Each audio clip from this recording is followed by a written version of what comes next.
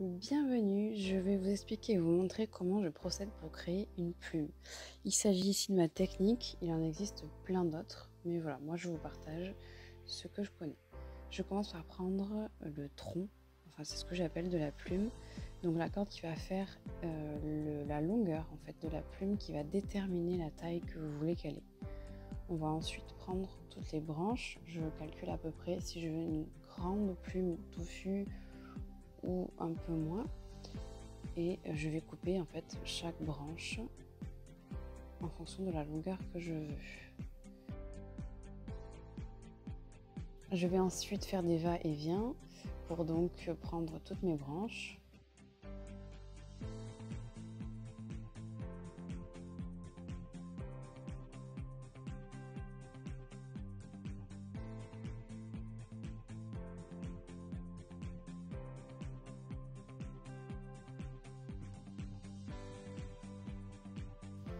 Et je coupe là où il y a déjà l'extrémité existante. Je peux couper des deux côtés puisqu'il me faut toute la longueur.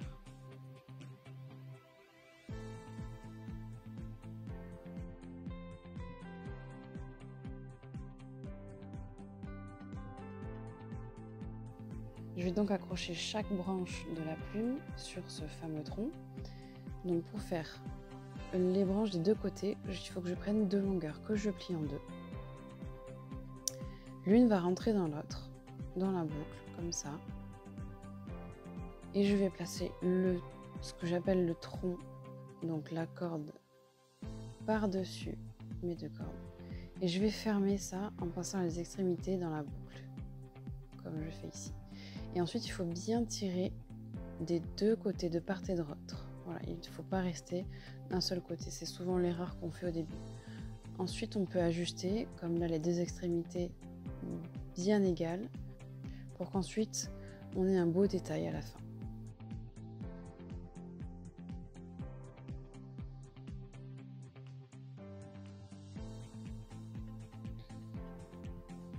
Donc je vais placer toutes mes cordes comme ça, je vous remontre encore une fois.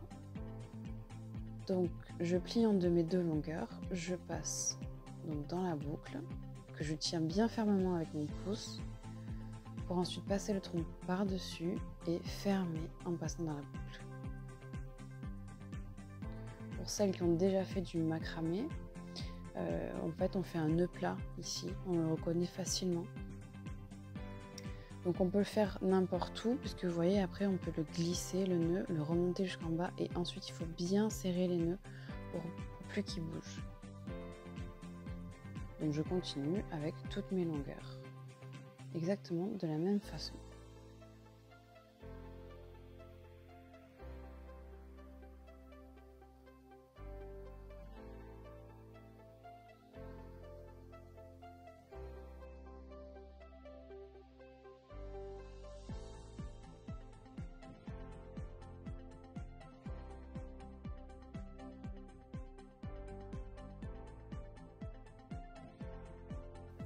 Donc moi j'ai pas compté ici le nombre de branches que je voulais.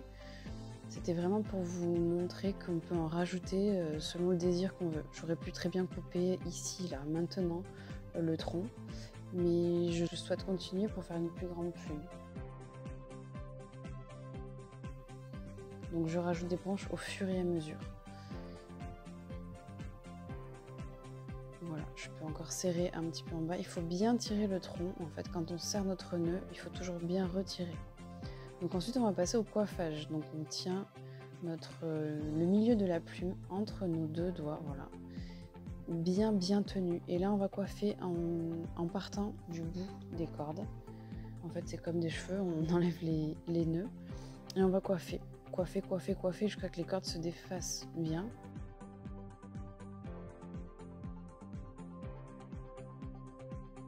On faut toujours tenir bien le milieu de la plume pour pas qu'elle bouge, pour pas que les nœuds se desserrent, pour pas enlever une seule corde, parce que ça peut arriver. Et on coiffe.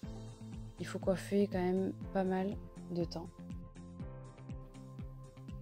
Et donc il faut retourner la plume et coiffer des deux côtés. On se retrouve souvent avec un envers en fait qui est pas assez coiffé.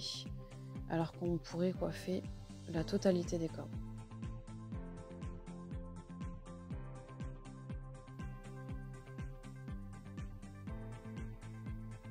Voilà, pour faire un effet bien coiffé, bien raide on va dire, il faut quand même beaucoup coiffer les cordes.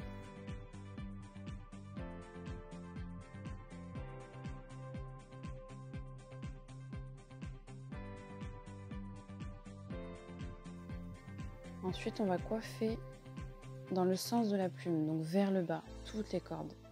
Voilà, là, je les aligne bien parce qu'après, on va passer à la coupe. Et avant la coupe, je les place bien correctement, en fait, dans la forme de la plume que je veux avoir. Donc, je commence bien au départ des nœuds pour enlever toutes les cordes qui sont encore tressées et je les coiffe vers le bas. Bon, au début, c'est assez grossier, mais c'est pour que ça ait un petit peu la forme. Alors, je vais vous montrer comment je procède au coupage. Ici, c'est en arrondi et ensuite, on coupe droit pour que ça fasse une belle pointe.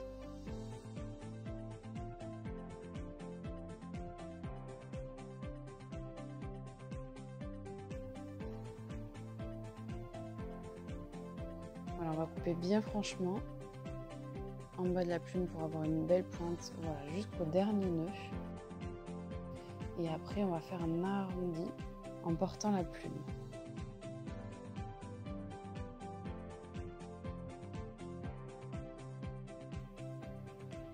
Moi, je suis beaucoup plus à l'aise en restant sur la droite, donc je vais retourner la plume pour couper l'autre côté. Et je recoiffe encore une fois pour avoir mes cordes qui soient bien alignées.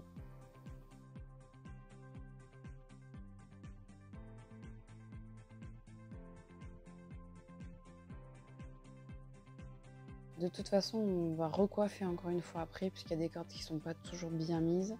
Et on va faire quelques petites retouches au fur et à mesure. Parce que quand on recoiffe, ici, on voit qu'il y a des petites cordes qui vont dépasser.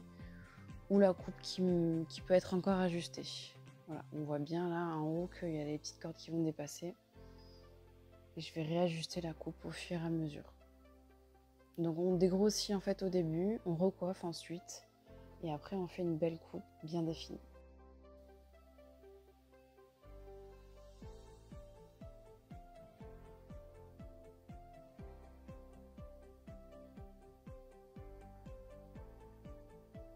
Il faut coiffer bien vers le bas pour que ça ait une jolie forme. Et toujours penser à tenir surtout les nœuds.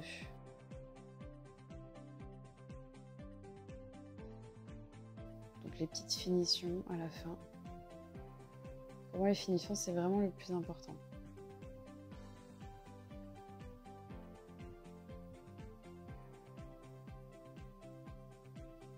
Voilà, vous avez réalisé une belle petite plume. Et maintenant, à vos créas. Et merci beaucoup d'avoir suivi ce tuto. Retrouvez plein d'autres vidéos sur le site internet et toutes les cordes pour réaliser vos créations. À très bientôt!